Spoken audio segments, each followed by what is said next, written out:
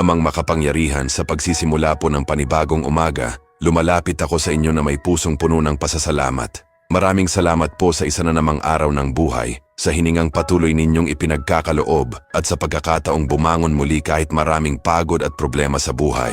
Salamat po dahil kahit hindi naging madali ang mga nagdaang araw, hindi ninyo ako iniwan at pinabayaan kailanman. Panginoon, habang nagsisimula ang araw na ito, hinihiling ko po ang inyong gabay. Gabayan ninyo po ang aking isip upang makagawa ako ng tama at mabubuting desisyon. Gabayan ninyo rin po ang aking puso upang manatili akong mabait, mapagpakumbaba at marunong umunawa sa kapwa. Ilayo niyo po ako sa anumang bagay na maglalayo sa akin sa inyo, sa tukso, galit, inggit, takot at mga maling gawain. Patuloy ninyo po akong hubugin upang maging taong may pananampalataya, kabutihan, respeto at pagmamahal sa kapwa. Inilalagay ko po sa inyong mga kamay ang buong araw na ito, ang aking pag-aaral, trabaho, pamilya, pangarap at kinabukasan. Nagtitiwala po ako na anuman ang mangyari, kasama ko kayo sa bawat hakbang. Handa na rin po kami ngayong araw makatanggap ng siksik, liglig at nag-uumapaw na blessing. Ito po ang aming dasal ngayong umaga. Sa pangalan ni Jesus. Amen.